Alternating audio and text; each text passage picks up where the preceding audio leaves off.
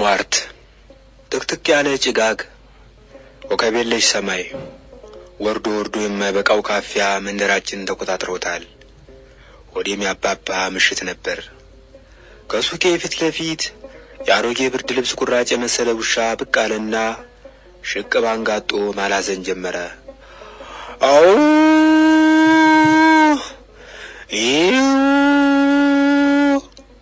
መልአከ ሞት ወደ መንደራችን ገብቷል ማለት ነው። ለዚህ አባባሌ ምስክር የምትሆነኝ የብዙ ጥበቦች ባለቤት የነበረችው አያቴ እማሆይ ጽዮን ሞገሳ ናት። ፈጣሪ ለውሾች የመልአከ ሞትን ዳና የሚለዩበት ደመ ነፍስ ሰጥቷቸዋል። ሰው ሊሞት ሲል አሸቅበው እያዩ ያላዝናሉ ብላኛለች። በመንደራችን የታመሙ ሰዎች ብዙ ናቸው።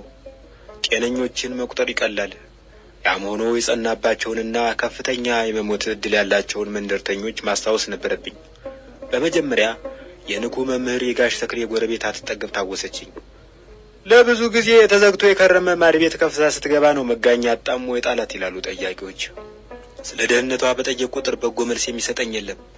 እንደ ገዘራ ታጥፎ የሚሄዱ አሮጊቶች ሳይቀሩ አይ የምትተርፍም አይደለች ብለው ያሟርቱባታል። መልአከ ሞት የሚወረውረው ድንጋይ አትጠገብን ቢስት የሚያርፈው አስታጥቄ መንገሻ ላይ ነው። አስታጥቄ የሰፈሩን ያቀና ወዛደር ሲሆን ከሚነዳቸው ወደላ አህዮች አንዱ የኋሊት ረግጦት አልጋ ላይ ውሏል። ሞት እኒህን ሁለቱን ችላ ካለ እማሆይ የሾርቅን አይለቃቸውም። በእርግጥ ዘመንን ሰፍሮ ካከፋፈለው ከአንድዬ በቀር የእማሆይን ዕድሜ ልክ የሚያውቀው የለም። በድዳቸው እንደሚበሉ መደብ ላይ እንደሚሸኑ ስለማውቅ በበኩሌ ከ98 ዝቅ የሚሉ አይመስለኝም። ለአዳም ልጆች ዕድሜ ለታደለበት ቀን ከማቱሳላ ለጥቀው የተሰለፉ እማሆይ የሾርቅ ናቸው ተብሎ በጉብላይቶች ሲቀልድም ሰምቻለሁ። ሞት እሳቸውን ተጠይፎ ከሄደስ አናጢው ደመላሽ ቀኑ ደርሷል ማለት ነው።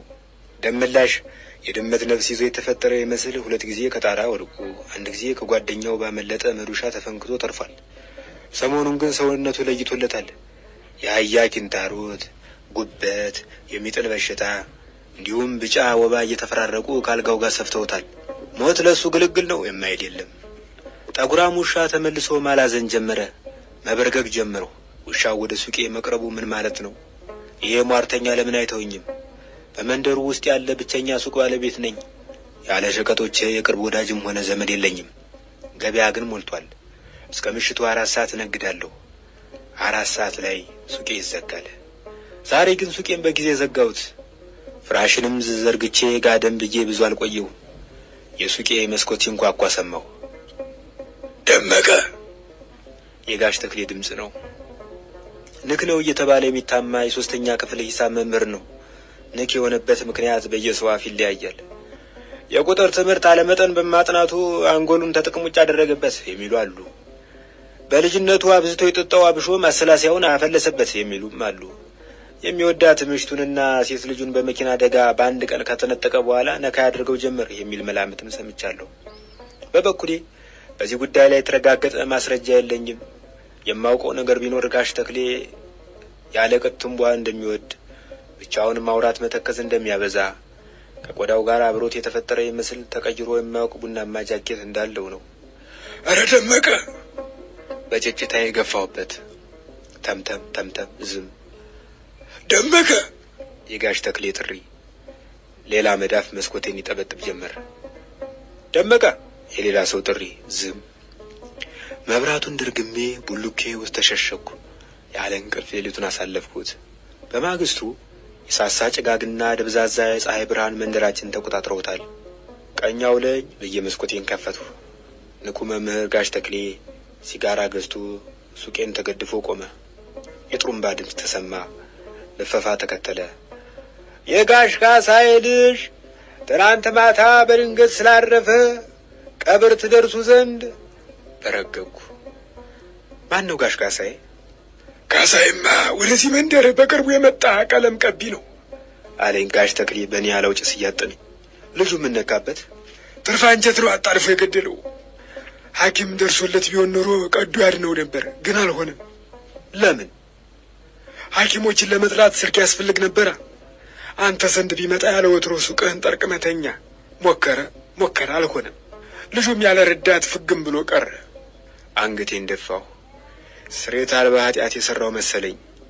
በቀለም ቀቢው ሰውዬ ልጅ ሞት እጄ እንዳለበት ተሰማኝ። ራሴን ወቀሱ። አንተ እንዴት ልታውቅ ቻልክ?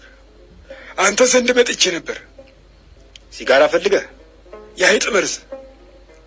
በዚያ ሰዓት? አሁን ራሴን ልገል ፈልጌ ነበር።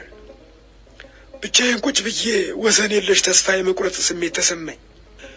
ሚስቴንና ልጆቼ የሞቱት ልክ የዛሬ ዓመት በትናንትናው ዕለት ነበር። ተከተላቸው የሚል ስሜት መጣብኝ።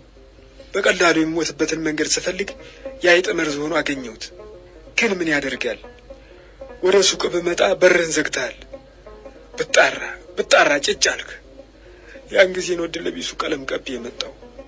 የሰውየው ንግግር የማይፈታ እንቆቅልሽ ሆነብኝ። አሁን ዛሬ ግን ትናንትና ባደረግኩት ሙከራ ራሴን ወቀሱ። ሌላ የመኖር ፍላጎት አደረብኝ።